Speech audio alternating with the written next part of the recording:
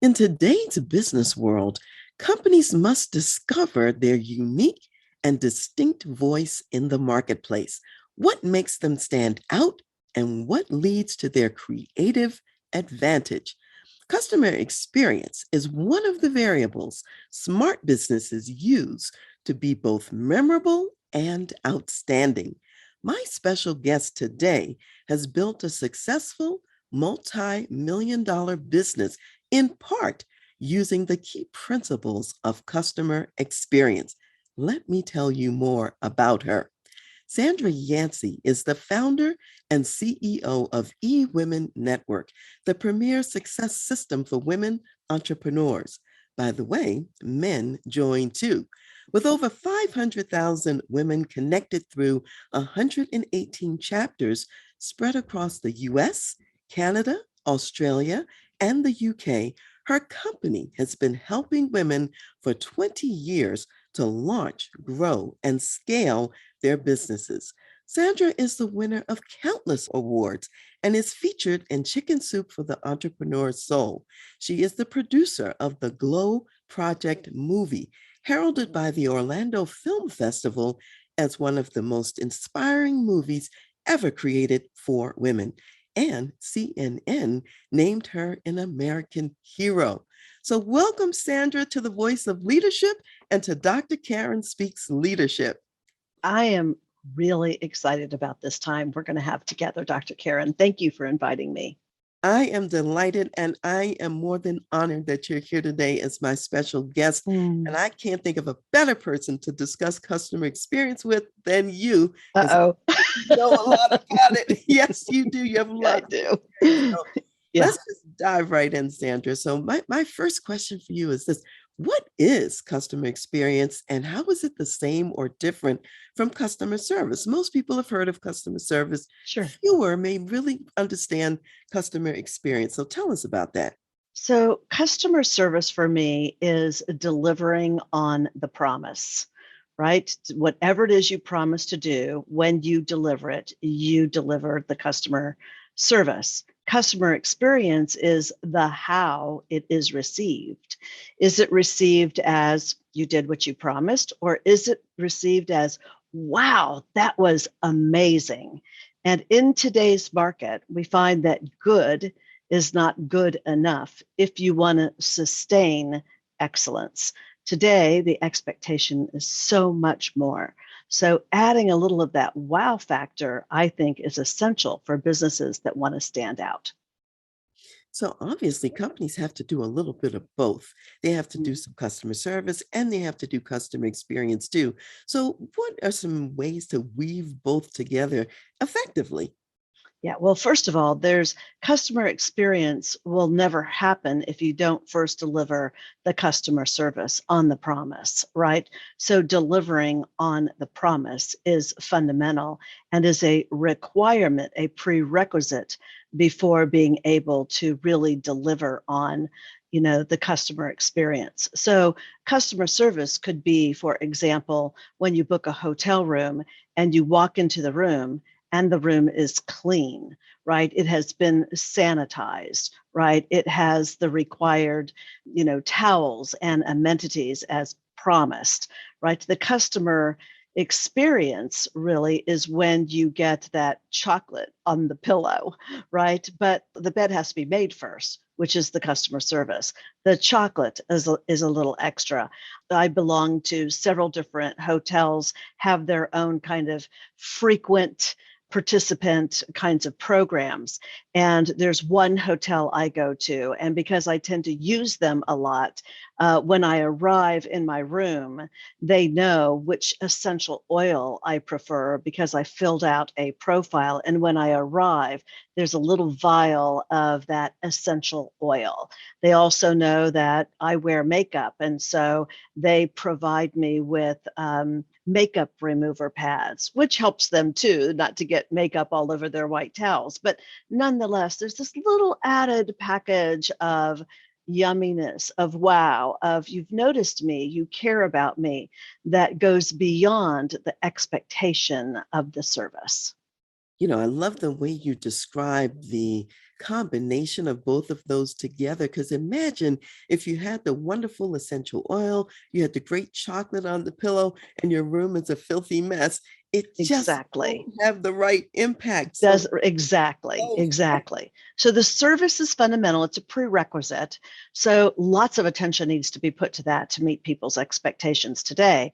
But it's the wow factor of the customer experience that I think really not only separates you, but gets people to talk about you, which is really important in today's social media environment. But it also creates loyalty, Dr. Karen, right? And so when you can create loyalty with a great repeat customer, but also turn them into a raving fan, it doesn't get any better than that. You can't buy that kind of value. That's phenomenal. So tell us a little bit, Sandra, about the customer experience ideas that you found to be most memorable for your clients at eWomen Network. Well, one of them that pops up for me is in addition to just the fundamental business model of eWomenNetwork, which is about driving memberships all across the globe for the intention of women coming together to share contacts, leads, resources, information to start, grow, or scale their businesses. We have a lot of other programs inside of the eWomenNetwork brand. And one of them is that I do various different, for example, retreats and such. And I took a group of 19 women to Bangkok and Thailand for the purposes of teaching them how to do a very high end, kind of 5-star level retreat. Right? There's the kind of standard retreat. You can get into a neighborhood hotel and book a conference room and do the retreat there. And I could have taught how to do a 5-star level retreat there, but I decided why not take them on and have them experience, right, the retreat while I teach it so that they could see and feel, right? It's the emotion of the customer experience that really is what defines, right, the wow factor. There's an emotional response. And so I basically sold it in a February, but we weren't going until November. And so that's a long time for people to wait on something yet make an investment. So to keep them excited, I mean, this is kind of an extreme example, but I always like to start with the biggest example because then you can think about paring it down, right? But what I did was every single month, March, April, May, June, July, August, September, and October, I sent them a little gift, right, that related to the experience. And it was everything from luggage tags, which were a very distinct kind of mustard color, which was very important for us when we were arriving in a country that English wasn't the home language, to be able to see. I could tell the people that were transporting us, this is the luggage tags, the color of the luggage tags. And yet it felt good for people to receive that. And I put little things like, don't bring your baggage, bring your luggage. So I put little cute things to it that accompanied a little note from me within each one of the gifts.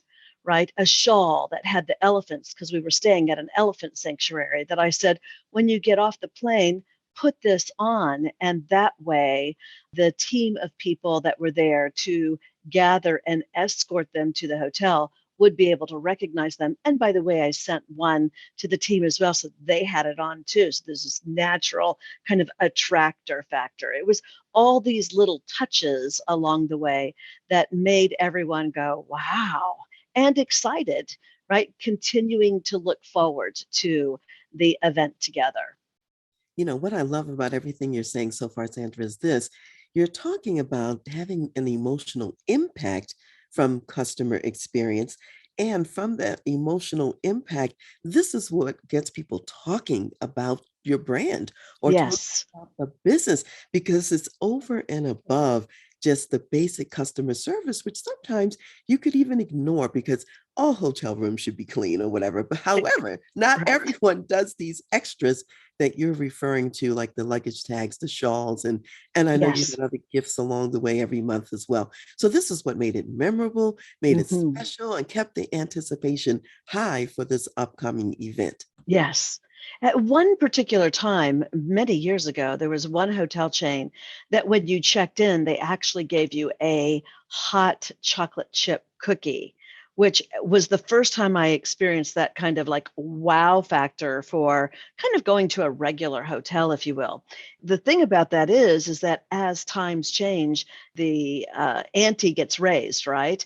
And so while that's great, it's almost now expected, right? And that's what differentiates, I think, a real customer experience from customer service expectations. So it does shift. You always have to be thinking about it. It's not like one and done, right? You check it off complete. Have to revisit it and say, what's new? How should I be shifting as the industry shifts? Because the scenery only changes for the lead dog, as they say. There's always going to be others, kind of behind you, watching what you're doing. Highest form of flattery, right, is emulating what you're doing. But then that causes you to have to revisit, how do you go to that next level? Oh, yeah, this is really fabulous because you're really talking about the need to be constantly creative in the Yes. process and thinking of new ideas. So maybe mention a couple of things. Think about some iconic brands out there, and you've been giving little hints along the way. You talked about the cookies. My husband, by the way, loves that hotel, but Right, yes, exactly. he loves it, so he really enjoys that. It creates preference, though. I mean, look at Yes, that. That's a yes. perfect example of all things being equal. Let's go with this one because they also have that wonderful cookie. There's some that actually give you 2 bottles of water, I've noticed now. Those are important little things that matter.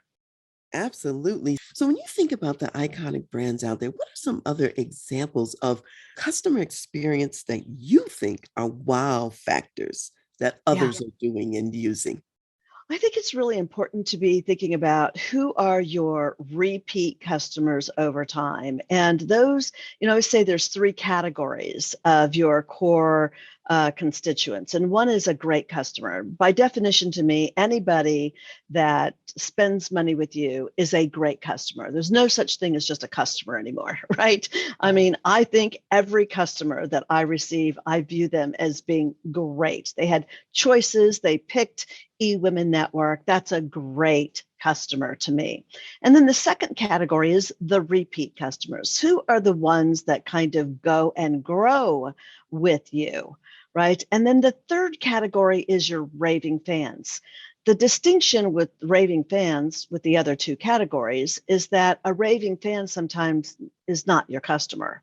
They are people that have just heard about you or read about you or seen something about you. And while they may never be your customer, they might bump into someone who is looking for the product or service that you are offering. That a raving fan might say, well, I haven't used them, but I hear great things about so and so or such and such, right? That's a raving fan. And it's important to know, I think, today in a business, those 3 categories and to tag them in your database appropriately. An example that I got, which was pretty incredible, was have found, like many women, we often find a brand of clothing that we just fall in love with, right? They just naturally fit your style and your figure. You don't have to have a lot of alterations. The quality is good. And I can be known to be one that habitually shops certain kinds of companies, right? That brands that I like to pick.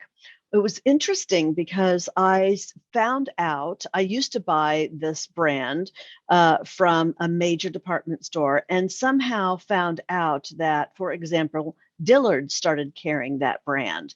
And what I like about a Dillard's for me is, and I've actually not been much of a customer of Dillard's, but they happen to be in a mall very close to my house, and they have an exit, they have an entrance right by a parking lot. So I can park go in, do what I need to do, and come out. When I'm in a hurry, that's what I want to do. I don't want to be walking, all over a mall. So I thought I got notice that they were carrying the brand. So I went in and I was like, oh my gosh, this is great and wonderful. And I started frequenting that Dillard's for that brand. And I have to tell you, I was blown away that when Christmas time came, I received a box, and it was clear that it was like a gift. And I thought, I didn't order anything from Dillard's. And I opened it up. And when I opened it, there was another box. And it just basically was a box that said, a gift for you. When I opened up the gift, come to find out, to be honest, I didn't even know the brand of clothing that I like also carries jewelry. And they sent me this beautiful necklace. I mean, truly beautiful. I've worn it several times. It said, we just want to thank you for being such a valuable repeat customer, right? And inside was a little invitation to a private closed event for those customers of that line only, with a distinct entrance, right? And you had to RSVP. So I felt very important, right? And to be totally transparent with you, I was out of town that day, so I wasn't able to go. It didn't matter, Dr. Karen. The fact that I got this VIP, invitation inside a gift I didn't expect for a product line I've been buying for years became a point of distinction and immediately elevated my opinion of that department store, a department store that's been around forever, actually been in that mall. I just didn't know they carried my line, found out, and they've clearly tagged me. Do you see, Dr. Karen? They know not only that I was a customer, not of just the department store, but of that brand. They saw the frequency, they rewarded me for it, and made me feel extra special. That is the epitome of customer experience, and something that I strive to do. It's an example of what I want to elevate my customer experience to do. Pretty powerful today. Yeah, absolutely. And in fact, I mean, that's a story I'm sure you tell over and over again about receiving that necklace and so on and so forth. And so, I mean, it's the kind of thing that's so memorable, you can't keep quiet about it. Yeah. And that's Yeah. what I'm hearing you sort of emphasize and talk about. So as people think about their own brands, how can they figure out what customer experience might look like for them and for their customers? How will they know which things to do? Well, I think part of it is that don't make a decision in a vacuum. So there's a number of ways you can always make those decisions. You could do some mini focus groups. And of course, today with the pandemic becoming more manageable, you could do an in-person focus group. We've done those for a variety of things that we've launched in my own company, and they work really well. Because what I have learned is that for the most part, Dr. Karen, a really great CEO or manager doesn't have to have all the answers. What they have to have are the questions. You have to be willing to ask what would elevate our customer experience. Just asking the question opens the door of possibilities to begin to emerge, right? So, who do you ask? Well, you could certainly ask some of your best customers. That's a customer experience in and of itself. We value you, we see you, we value you. We want to serve you in bigger and better ways. We're looking at expanding our services and our offerings. Please come for a breakfast for an hour, a quick, little lunch, or even an after hours kind of thing, right? You can do that. And we've done that. We usually at that point have either a little snack, the coffee, the juice in the morning, alcoholic or not, always never forget the non-alcoholic, you know what I mean? And that kind of thing. And waters is always your backup, because some people with allergies and preferences and that dietary preferences. But the point of the matter is make the effort, right? And then have a little something for them that then represents the thank you. So you want to make the focus group its own experience, right? And then when they leave, you can give them certificate for the next purchase or whatever to have a percentage off with a specific VIP code, right, that makes them feel extra special. So you could do something like that. You could always do it online as well. And with Zoom today and other similar kinds of services that are out there, you could certainly do it that, or you could even do it as a survey that you send out via a link if you have updated email addresses. The other option, if you don't want to go directly to the consumer, the potential customer, is that you can open the door with your own team to say, we want to elevate the experience. And sometimes to get people thinking about not getting stuck in what do we do, the question is, where have you been wowed? What kinds of things have stood out for you, right? That's been a wow moment that you least expected, right? And just getting people to talk about experiences often goes, well, we could do something like that, but tailored to our own business kind of thing. So I think the opportunities are there. You could also probably research. Customer experience also has its own initialism, CX. It's that popular. It's considered the new real competitive battleground, is the elevation of the customer experience. And there might be a tremendous amount of suggestions for you there. But what I can say, Dr. Karen, is there's absolutely no excuse to not lean in to elevating the customer experience. Yes, and what I love is, and you've emphasized it, you don't have to figure it out on your own or by yourself. You can certainly ask the customers, the end users, or even your own team brainstorming together to come up with the best ideas. So there's a little market research that might have to be done, and maybe even some testing and measurement on the backside of that.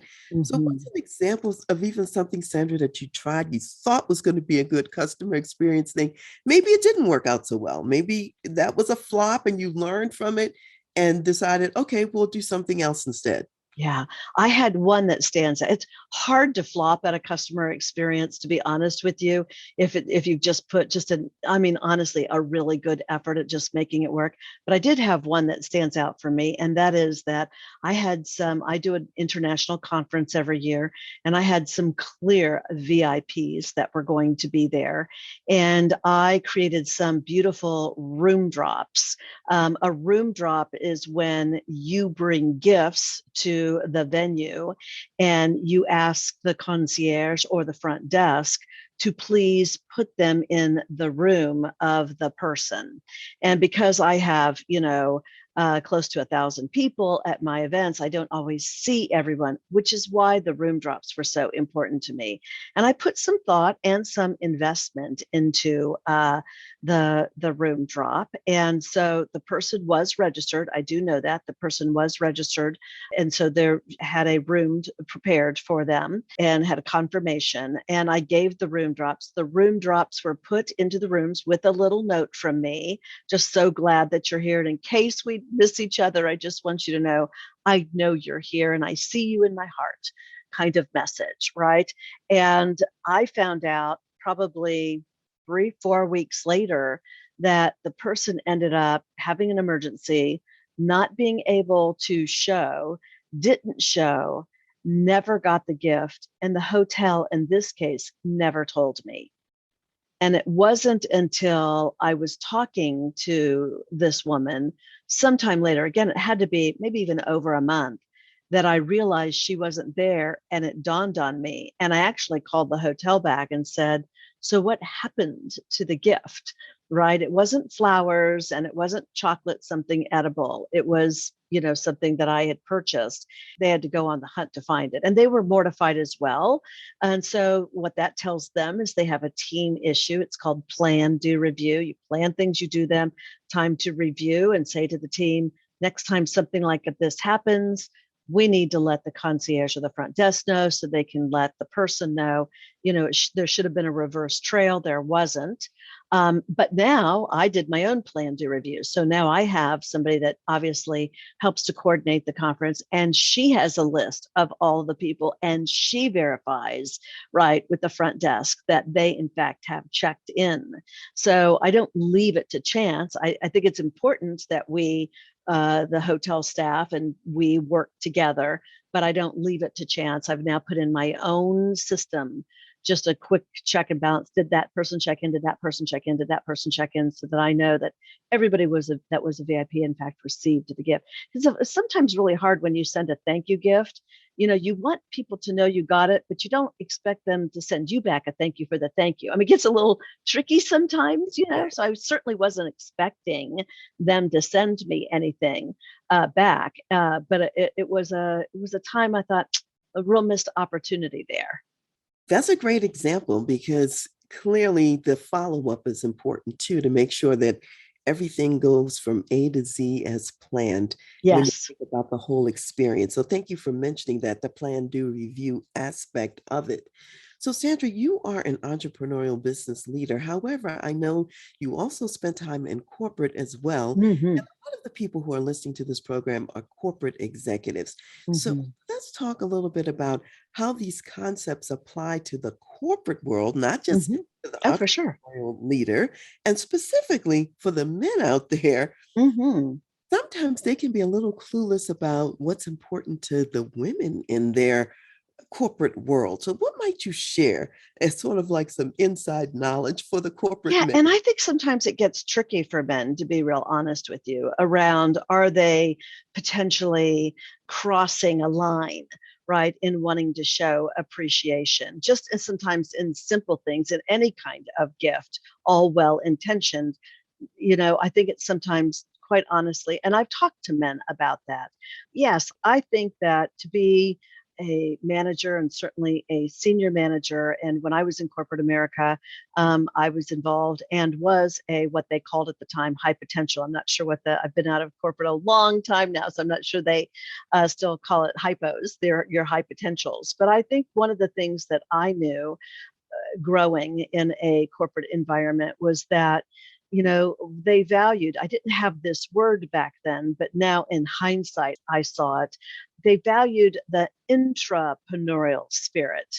In other words, you're not an entrepreneur. You can't just go and do your own thing in corporate America. There are a little bit more boundaries around that. However, I do think that I know still, even in my own company here, 3/4 of a floor in a Dallas tower, anybody that comes in with a really great idea that is totally in my blind spot, something I hadn't thought about, that knows our values and what we try to create here in terms of the customer experience, having people come in and giving an idea is often well founded. You can't get attached to it too much in case there's a reason why it shouldn't work or can't work or whatever the case may be. But I still think if you're coming from a place of service, you're coming from a place of excellence, you're coming from a place of point of differentiation. How do we stand out?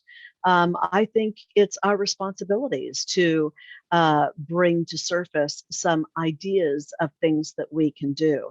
The thing about it is, Dr. Karen, if I may, you know, a customer wow experience doesn't have to cost a lot of money. I mean, we're not talking about having to invest elaborately in things. I mean, even in all the months that I sent from February to November, it was the thought that counted. And I think it also, sometimes when it does cost more, let me just tell you, to be totally transparent, I think that's when you shift the price of your program and you factor in the customer experience. It is part of the new delivery system, right, of what it is that how we want to impact our customer. So and not all people have control over the pricing in a corporation. But I think, I remember very clearly having some discretionary budget money and that kind of thing, and setting that aside for, I mean, there's the customer experience of the last Friday of every month, I buy my team pizza. You know what I mean? It's not that hard to do. And it means something and everybody looks forward to it. Oh, it's the last Friday this week kind of thing, right? But it's also for the customer. What are some of the little discretionary things that just create that wow factor? So I think if you're in a corporation, it's about saying, hey, but just all you have to do is do a search on customer experience and you will have the truly researched, for those people that are very logical, why are we doing this? Proof of how this makes a difference and why it's so important. And I think if you're a man and you have women working for you and even other men, what I find is that if you go into people's offices or even their cubes, they tell you so much about themselves, right? You can just kind of look around and see what it is they appreciate. I have one employee, and every time I write a custom card of appreciation, she posts them. She's had them up for years. They're on her board. That matters. I have another one that really doesn't want any public recognition, but just going in and saying, hey, I see you. I notice that you love coffee. Here, have a cup of Joe on me, kind of thing, with a card, a gift card of some sort. It doesn't have to be a lot, right? If you look around and you see that someone has a lot of photos of their family, a really nice frame to say, I love the photos of your cat, your dog, your family, whatever that might be. And I so appreciate you are picture perfect for our team. Here's a picture frame for the next photograph you take of, someone that you love or your next vacation or whatever it is. If you have someone that's a golfer and they clearly have, the kind of golf paraphernalia, for lack of better words, in their office, just a box of two, golf balls could be here. You always hit it out of the park for us. And so the next time you're golfing, here's something for you to hit a hole in one. I mean, you can make a spin on all kinds of things for your team and or for your customer. I think that goes a long way, and it isn't one size fits all. What I love about what you're saying right now, Sandra, is the whole notion of being observant, being alert, so you can figure out the customizable aspects of this for different people. You're also talking about customers in a different way, not only external, but internal customers Mhm. too, because they need to be acknowledged. And you're talking about even something as simple as saying thank you, or something that may not cost much, but it says, I'm paying attention to you, I care, and I appreciate who you are. So all of those things that make it extra, extra, extra special. So Sandra, I want to shift gears a little bit because in your case, you have been on the front lines of helping women to succeed and to prosper for quite a long time. Mm. And you've published some information that says less than 2% of all women business owners ever reach $1 million in revenue. So you are committed to helping 1 million women entrepreneurs to achieve $1 million in annual revenue. Tell us about this mission and Mhm. why it's important to you personally. Yeah, well, it's a big one, isn't it? It's a very big one. And And I'm need it. kind of a go big or go home kind of girl. I just feel Hey, like, shoot for the moon, I think someone said, and if you fall short, you still land among the stars, right? And I just always believe I'd rather have bigger goals and miss it than low goals and nail it. exactly. Kind of thing. But we actually measure it. We measure our members that we move over the $1 million mark. And I'm really proud of the progress that we've made. We'll be honoring, I think, 7 of them just on our stage coming up at the end of August. And it's a really big deal because it significantly impacts lives. First and foremost, it impacts when you take $1 million and you divide it by either your daily rate or your product rate or your program rate. And it's not the same for everyone, but when you think about and you divide that into $1 million, then for me, I think what I find is most people go, well, that's pretty darn doable. And for the ones that say that's impossible, then I would say that's an opportunity to look at their business model, right? So how do we shift your business model so that we change the level in which you serve your people so that it's a higher return, higher impact, right? But then there's that powerful ripple effect, of how it then impacts the lives of the people that they touch. I know in my heart that when I go big, I know I give permission to others to go big. And I know when they go big, they give permission to others to go big. And it might be, it's whatever your world is, whether you define your world as your family, your community, or the world, it's powerful. It's an incredible thing. And I think that women, I don't think, I know the research shows and proves it that women lead differently than men. And I don't put down men. I'm not anti male. I've been married almost 43 years. I've got a great son most days. I'm like all of us, right? I mean, he's no different than the rest of us. But the point of the matter is, I don't think you need to put anybody else down to lift others up. I just feel that it's our time. I think that the world is calling for the feminine energy and leadership. And when we do that with the knowledge that men have had so much privilege to acquire, and they're sharing that with us. So it really takes us working together. When you haven't had access to the table, you need someone to sponsor you. You need someone to mentor you. And we need to be supporting each other. I think the world is calling for not some of us, but all of us. This is a great time to be a woman in corporate America, a great time to be a woman entrepreneur. When you go big, you impact the economy because you start employing people, right? They then, right, can achieve their dreams, take care of their family. And I think it's one of the few missing links and an important one. Clearly, you're passionate about seeing this feminine leadership come into being and seeing people impact the lives of others down the Yes. line as well. And Sandra, I know in your own journey, it hasn't always been easy. No. Entrepreneur, you've gone through lots of bumps in the road. You've stayed up late nights stuffing envelopes yourself. You bootstrapped your own business, maxed Yes. out credit cards, almost went bankrupt. So, what are the secrets of your success? What kept you going and what made it work anyway? Well, I think what's really important, not only in business, but I'm also first generation American. My father died on my birthday when I was 5 years old. I was raised by a Mexican mother. English wasn't her first language. She couldn't get a job because we lived in a small farm town in the Midwest, and there was no mass transit. And so she couldn't get a driver's license because she couldn't read well enough to get a driver's license. And so it was not an easy upbringing. But let me just tell you, my mother always made sure we had a quarter to put in the basket on Sunday. My mother always reminded us that no matter what was going on, there were others that needed more. It was incumbent to whom much is given, much is required. That applied, you don't have to be a millionaire.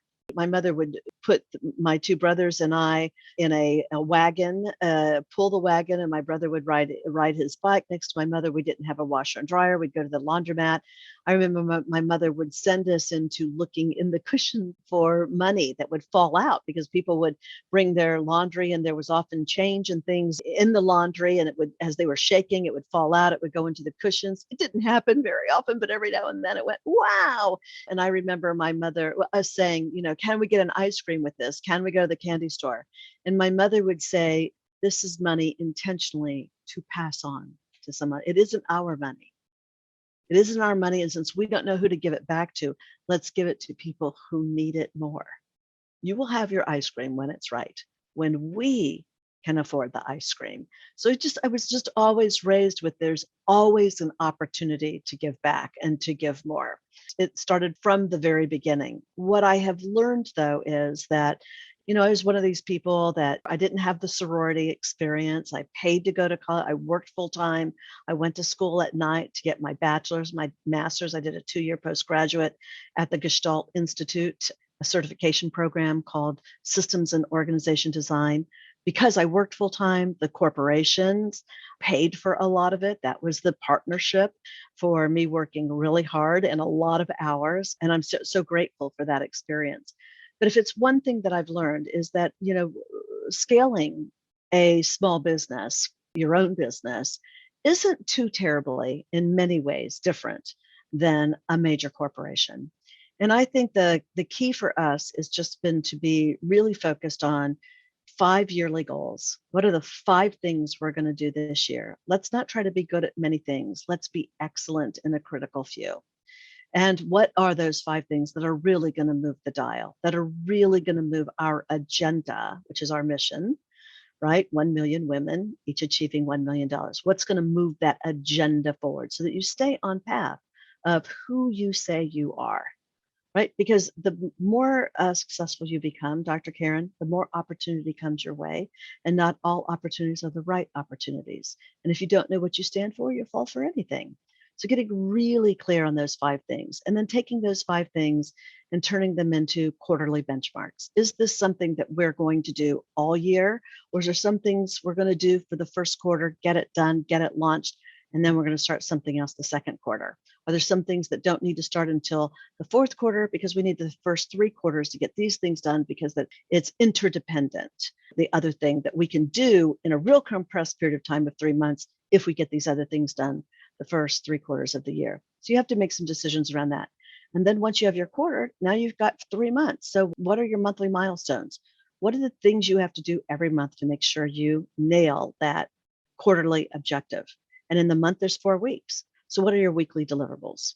What do you have to do each of the 4 weeks to make sure that it isn't the 25th of the month and you go, oh my gosh, I'm supposed to nail that and I haven't even started, right? And now you're completely out of balance, working so many hours to get that done, or you miss it, right? So what are those weekly deliverables? And then what are your daily actions?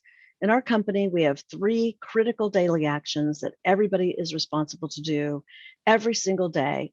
That doesn't include answering the phone and doing email. 3 critical things that are supposed to meet your weekly deliverables. And we actually report them Monday, Wednesday, and Friday. Everybody gets on a Slack call and we run through what are your 3 deliverables for the day. Because 3 times 5 is 15. If you've got 15 critical things that you have worked on and made progress on to hit your weekly deliverables, and you're doing that every week, you've taken care of your monthly, which then drops into your quarterly, which then means that you meet it. And then every now and then you're going to have something like a pandemic happen, and it's going to screw everything up. And guess what? If you've got the right priorities with the right people, the right processes, the right performance measures, right, then you will be able to readjust as needed. That's really my system. So I'm hearing several things, Sandra, in what you're sharing. And one is that to be successful, it requires planning, it requires intentionality, and not just annually, but you talked about annually, quarterly, monthly, weekly, daily, and really focusing on the critical items. That's really huge because sometimes people get too scattered, and that's Mhm, why they're not very successful. And mhm, so in your case, I'm also hearing a thread from your mother in particular, a real thread of sharing and abundance, even though your family may not have been prosperous themselves, that didn't stop them from sharing with other people who might have needed more. I think that that is an attitude and a mindset and a mhm, value system that's mhm. really powerful in terms Yeah. of success. It breeds prosperity, doesn't it? I've always felt prosperous. I've always felt that I've been in a position to give. There was Mhm. always something to give. Always. Yeah, that's a gift that you got from your mother. And I Yes. know that there were times when business was tough and you might have even considered throwing in the towel. What were Mhm. some other things your mother said to you that encouraged you to stay on your own journey? Well, I have a very powerful moment with my mother that is the reason why I am where I am today.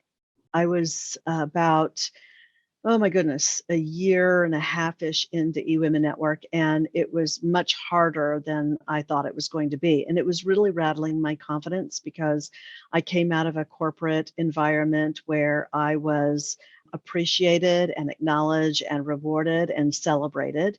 And so I had my own ego around just being transparent with you around, I can do this. And so when I started my own business, I couldn't do it. That's really the bottom line. But, and I was really struggling with it. And I remember the kids were outside. I was in the house. The phone rang. You remember landlines? Right. And I picked up the landline, although it was cordless. I was keeping an eye on the kids. It was my mom. She was just checking in. She lived in Dayton and I lived in Dallas. And she was just checking in. She was like, "How you doing?" I'm like, "Fine, fine." And she just knew, my mother just knew. And she just said, "You're so clearly not fine. What's happening?" And I just said, "I'm exhausted. I'm tired. I'm doing everything I can think about doing. And I just can't get this thing off the ground. It's not getting the traction I need." So I told her, I said, "I think I'm going to quit. I think what I'm going to do is I'm going to go get a job and I'll do eWomenNetwork on the side." And my mother was like, "Well, first of all, you've always said there's a big difference between a job and a career, and it's about 20 hours a week." I used to say that a lot, And so I don't think you're going to get a job. I think you're going to get a position that is a career position where there's going to be higher expectations. How many hours are you putting into eWomenNetwork right now? And I remember saying, "I think I've got 60, 65. My children were little. 4 years old and 9 years old. I was ragged trying to do it all. And she said, "So, if you're putting those kind of hours into eWomenNetwork, you're going to go get a job and you're going to do eWomenNetwork on the side. What kind of traction you think you're going to get?" And I just was like, I don't know, mother, quit asking me these questions." I said, "Fine, I'll just quit." And she said to me something, chokes me up just thinking about it.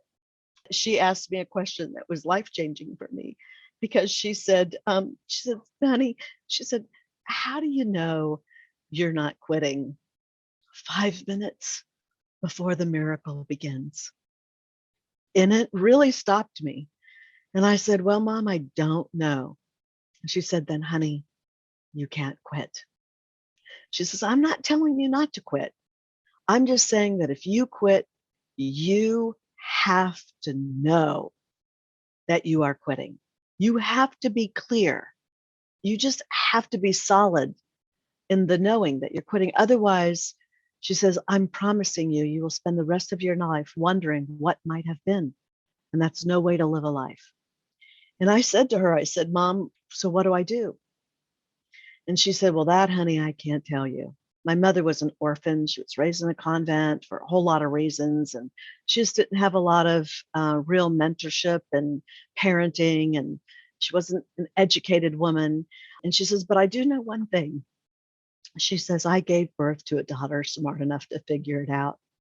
And sometimes when you're really low, Dr. Karen, you need somebody that believes in you. And I was feeling incredibly isolated and lonely. And I started to question myself. My stinking thinking started shouting at me. And I just took her in. I said, "Thanks, Mom. I needed that." And I did. And I hung up. I was on empty. And she just put 1 gallon of gas in my tank, just enough to turn that ignition over, to get it burning again, so that I could say, "I'm smart enough to figure this out. I got to figure this out." And that's about the time I went and got a coach. Mhm. It wasn't immediate. I started to hear about coaching. You got to remember, in 2002, business coaching wasn't a thing. It was mostly related to sports. And I got a book. And in the book, was looking at it. I hadn't bought it. I was looking at it and I wanted to read about the author. And she said she was a business coach. And I was like, "Where's she at? Let me call her. Let me," And I'm telling you, I hawked my kids' clothes. I did so many things in order to make those coaching payments. And the rest is herstory. I love it. And that is such a powerful and profound story of your mother pouring into you and reminding you of how she raised you and who you are and what she had taught you and all of this in that moment. And then knowing you would figure it out. She knew she didn't have the answer. Right. And she knew that you would discover it. And of course, as we know, if something's down in the back of your mind, you're thinking about it, and the book comes, the business coach comes, and it's like, oh, maybe I'll call this Isn't it person. amazing? Yes, Yes, yes, exactly.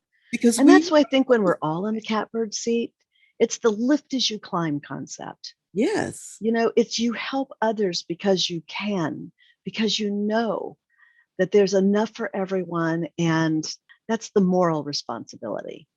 absolutely. And so thank you for sharing that part of your journey and story too, because sometimes people think that, oh, well, so and so had it easy. It was just, Yeah, they didn't have any valleys, they didn't have any mountains to climb or whatever. And usually that is not the case at all. You stayed in it for another day yeah, because you didn't know if you were 5 minutes, from that right, success, so to speak, right. but you stayed in to discover it. And if you had not, we would not have your profound organization Mm, today. So mm. I thank your mother and you, Thank you. Yeah, she was something else. I miss her. She'll be gone 5 years, but I Mhm. feel glad that I went big enough because I could take care of her. I moved her to Dallas and was there and took care of her and held her and celebrated her as she took her last breath. If that wasn't the reason to go big, no corporation would have given me. They would have said, "Well, that's your vacation, or here's your PTO, or whatever." And towards the end, I didn't know how long it was going to take. You don't know, you know. And I could just say, "Team, help me out. I gotta go. I gotta be with my mom." Did And I the right was. priorities and had the time freedom, which is the true wealth in life, to be able to Yes. make the most important decisions and choices along the way. So, Sandra, how can people reach you if they want to find out more or get in touch? Well, I'm all over social media. So from LinkedIn to Facebook to Instagram and the like. And the company is eWomenNetwork.com. eWomenNetwork.com. All right, that's fantastic. And I know you've got a conference that's coming up soon. How can I Yes. find out more about that as well?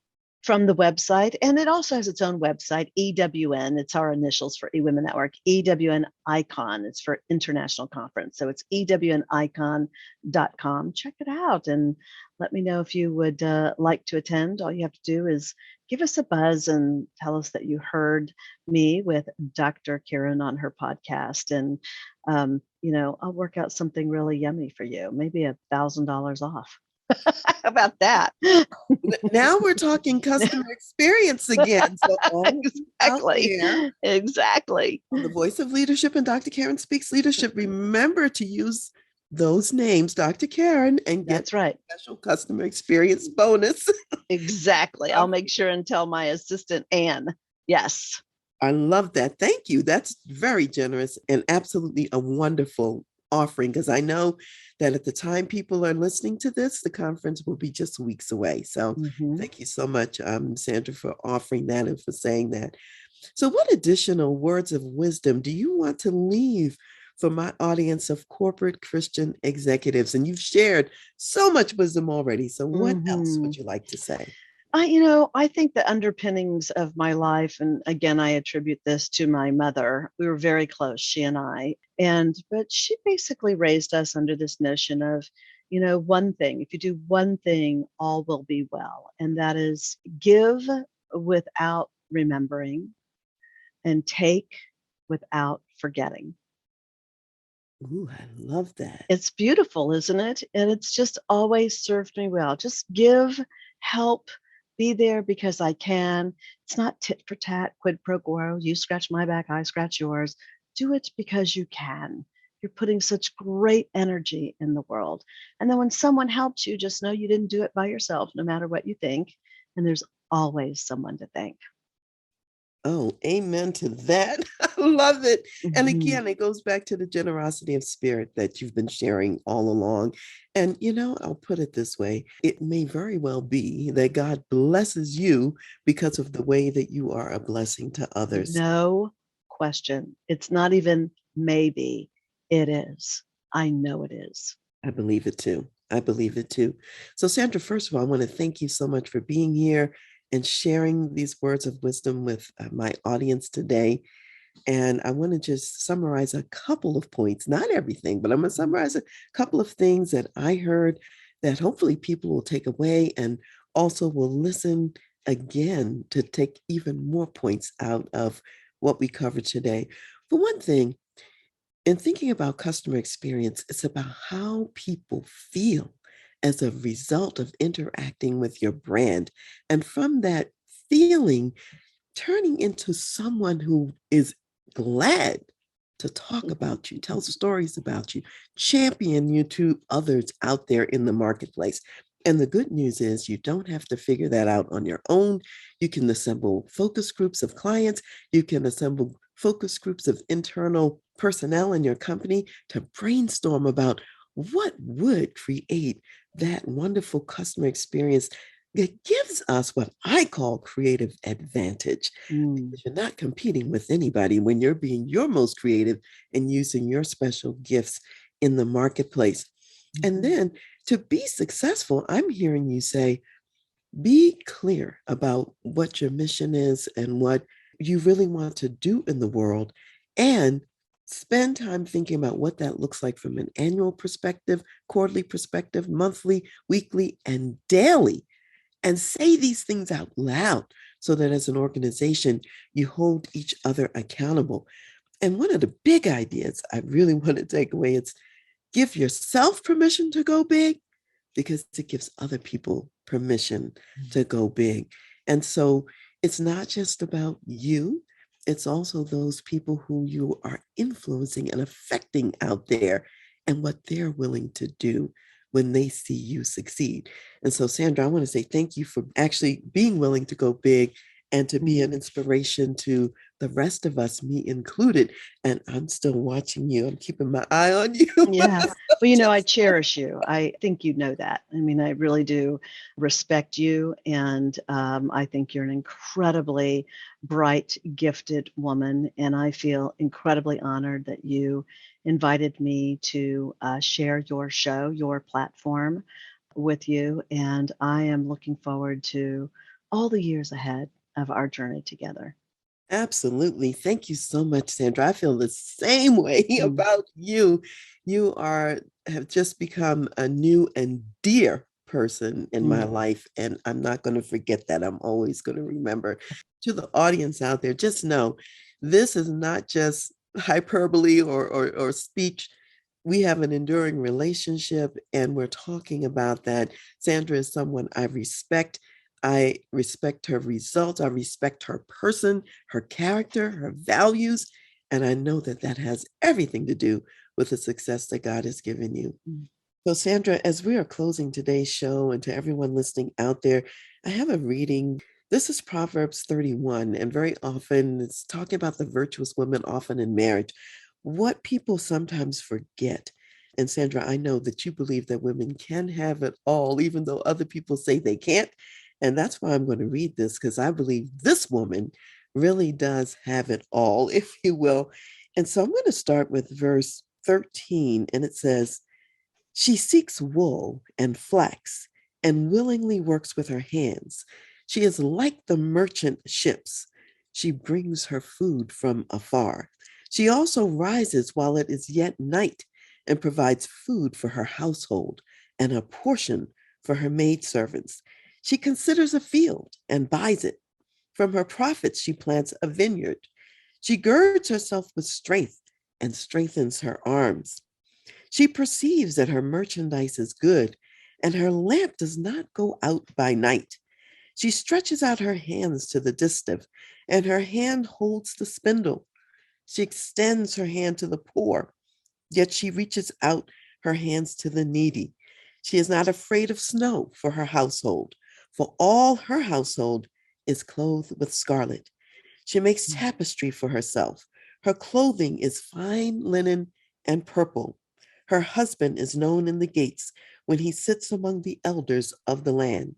She makes linen garments and sells them, and supplies sashes for the merchants. Strength and honor are her clothing.